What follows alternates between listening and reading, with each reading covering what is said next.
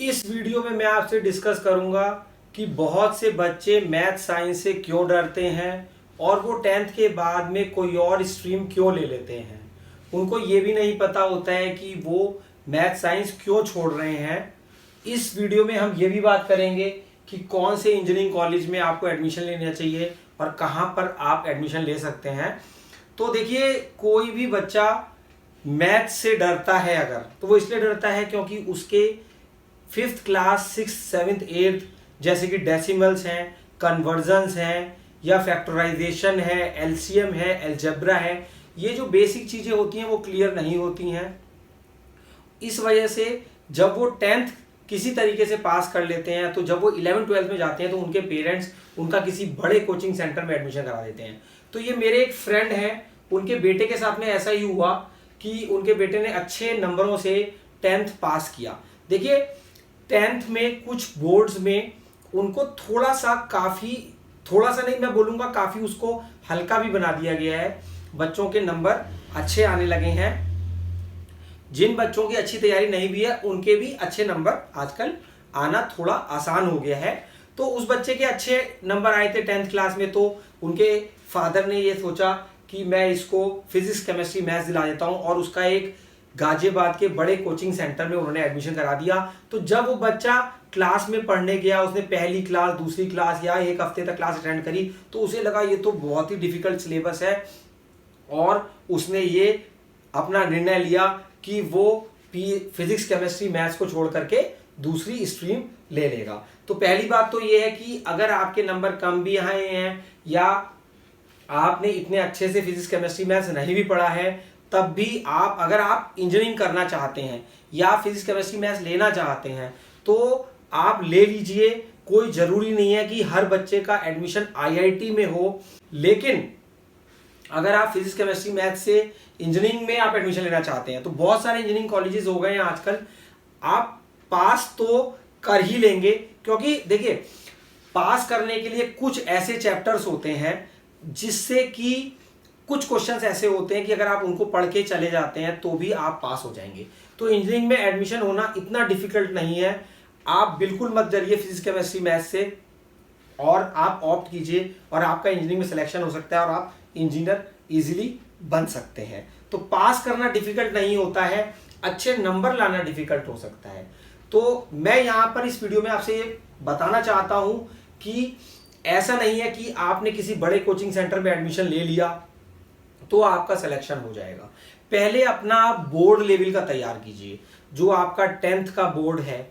अगर मान लीजिए आपने 10th का सिलेबस अच्छे से कर रखा है, 9th 10th का आपको अगर अच्छे से आता है, तो उसके बाद में आप किसी बड़े कोचिंग सेंटर में जाते हैं तो फिर आप उसको कोप अप कर पाएंगे, क्योंकि वहां वो चलते हैं एक स्पीड से। वहां पर वो आपको डेसिमल नहीं सिखाएंगे, वहां पर आपको वो फैक्टराइजेशन नहीं सिखाएंगे या अलजेब्रा नहीं सिखाएंगे या बहुत जैसे यूनिटरी मेथड है, परसेंटेज है या फिर ट्रिग्नोमेट्री है, वो सारी चीजें वो आपको नहीं सिखाएंगे। इसलिए जब तक आपका 9th का, 10th का, 8th का या 7th का मैथ्स आपको अच्छे से नहीं आता है, मैथ साइंस, तो किसी भी बड़े कोचिंग सेंटर में जाने से आपका टाइम वेस्ट होगा। आप अपने घर के पास किसी भी ट्यूशन टीचर से या फिर मान लीजिए कि कोई बड़े कोचिंग सेंटर में सर हैं जो कि 2 या 3 बच्चों का ही पढ़ाते हैं उस बैच में, तो आप सर से कह के उसमें पढ़ेंगे तो वहां पर सर आपको एक बेसिक बता पाएंगे। नहीं तो क्या होगा कि वो आपको लिखेंगे ये क्वेश्चन है, ये क्वेश्चन है, आपको समझ में आ गया ना, तो आप कहेंगे हाँ सर आ गया, और आप वहां पर नहीं पूछ पाएंगे, तो सिर्फ आपका टाइम वेस्ट होगा। कहीं आप दूर पढ़ने जाते हैं तो जाने में आधा घंटा लगता है, आने में आधा घंटा लगता है, उसके बाद में आप थक जाते हैं, तो फिर आप कैसे पढ़ेंगे। मैं आपको ये नहीं कह रहा हूं कि आप ट्यूशन मत जाइए, आप कोचिंग मत जाइए, लेकिन आप एनालाइज कीजिए पहले कि आपका क्या लेवल है। लेवल मीन्स कि आपने कितना पढ़ा है। आप अगर एग्जाम्पल्स करते हैं, आप मैथ्स की बुक खोलिए, उसमें आप एग्जाम्पल्स ही कर लीजिए, तो भी आपका बहुत कुछ क्लियर हो जाएगा। मान लीजिए आपके पास टाइम नहीं है पूरा चैप्टर पढ़ने का, इतनी मोटी मोटी किताबें होती हैं, आप चैप्टर आपने शुरू से नहीं पढ़ा है, मान लीजिए आपने लेट पढ़ाई करनी शुरू करी है, तो उसमें सबसे इजी तरीका यह है कि आप पहले एग्जाम्पल्स लीजिए। चैप्टर नहीं पढ़ा कोई बात नहीं, एग्जाम्पल नंबर 1 आप कीजिए, उसमें फॉर्मूला लिखा होगा, उसमें वैल्यूज को पुट करना सिखाया होगा और वैल्यूज को पुट करते ही आपका आंसर आ जाएगा।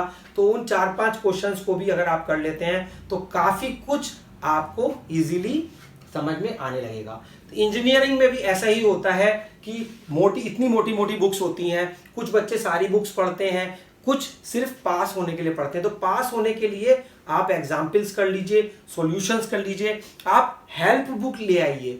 मार्केट में बहुत सारी हेल्प बुक्स हैं जो क्वेश्चन आंसर फॉर्म में है, एमसीक्यूज के फॉर्म में है, तो आप उन बुक्स को पढ़ेंगे तो आप पास हो सकेंगे। यहां पर हमारे को नहीं डरना है 10th क्लास में, 11th में जब आप जाएंगे तो हमें नहीं डरना है कि हमें फिजिक्स केमिस्ट्री मैथ्स अच्छे से नहीं आता है, क्योंकि आपको अगर आईआईटी अगर आपने पहले से पढ़ रखा है तो अगर आप आईआईटी लेवल का पढ़ना चाह रहे हैं तो उसके लिए तो फिर आपको बहुत सारा पढ़ना पड़ेगा। लेकिन आप ये चाहते हैं कि आप एक इंजीनियर बन जाएं, आप पास हो जाएं, या फिर आप फिजिक्स केमिस्ट्री मैथ्स लेके किसी और स्ट्रीम में भी जैसे बीएससी करना चाहते हैं या कुछ भी करना चाहते हैं, तो पास होना डिफिकल्ट नहीं है। यहां पर मैं ये बताना चाहता हूं इस वीडियो में कि आप इस डर से 11th क्लास में पीसीएम ना लें कि आपका मैथ्स या साइंस कमजोर है, तो ऐसा नहीं है। आप पीसीएम लीजिए। पीसीएम लेने से बहुत सारे रास्ते खुलते हैं। देखिए यहां पर कुछ लोग ये कहेंगे कि मैं ह्यूमैनिटीज के बारे में बात नहीं कर रहा हूं, मैं कॉमर्स के बारे में बात नहीं कर रहा हूं। देखिए स्ट्रीम और ग्रोथ हर फील्ड से है। ह्यूमैनिटीज से भी आप बहुत सारी फील्ड्स में जा सकते हैं, कॉमर्स से भी आप बहुत सारी फील्ड्स में जा सकते हैं। लेकिन मैं ये बात कर रहा हूं कि आप किसी डर की वजह से कि आप फेल हो जाएंगे, इस वजह से आप पीसीएम नहीं ले रहे हैं, तो उसमें आप अपना कॉन्फिडेंस डेवलप कीजिए कि आप पास हो जाएंगे। जो हमने 10th में सिलेबस पढ़ा होता है उसका लगभग वैसा सिलेबस 12th में होता है। जो हम 9th में पढ़ते हैं वो 11th में होता है। तो 12th में पास होना इतना डिफिकल्ट नहीं है। थोड़ा सा आप पढ़ेंगे तो भी, या आप वीडियोस देखेंगे यूट्यूब पे किसी भी टीचर के, तो भी आप उनको एग्जाम्पल्स को करके, या पुराने साल के क्वेश्चन पेपर, हाँ यहां मैं आपको स्पेसिफाई करना चाहूंगा, जो पुराने साल के क्वेश्चन पेपर होते हैं वो बहुत इंपॉर्टेंट होते हैं। चाहे आप इंजीनियरिंग करें, चाहे आप 10th करें, चाहे आप 12th करें, तो आप सॉल्यूशन ले आइए, पुराने साल के क्वेश्चन पेपर्स का सॉल्यूशन ले आइए। और आपके पास अगर डिटेल में पढ़ने का टाइम नहीं है तो आप 1 by 1 उनको करने की कोशिश कीजिए। कोई बात नहीं, आपको 5 नंबर का क्वेश्चन नहीं आता तो आप 1 नंबर का पढ़ लीजिए। जो भी आपको आता है तो आप टिक करते जाइए और उसको तैयार करते चले जाइए, तो पास करना बहुत ज्यादा आसान हो जाता है। अब मैं यहां पर बात करूंगा इंजीनियरिंग कॉलेज के बारे में। जब बच्चा 12th पास करता है तो उसके लिए ये डिफिकल्ट हो जाता है कि मुझे कौन से कॉलेज में एडमिशन लेना है। यूपी में बहुत सारे इंजीनियरिंग कॉलेज हैं, तो आप और कहां पढ़ने जा सकते हैं। अभी मैं आपको बताऊंगा कि बेंगलोर के इंजीनियरिंग कॉलेजेस बहुत अच्छे हैं, वहां पे बहुत सारी आईटी कंपनीज हैं, अच्छे जॉब लग जाते हैं।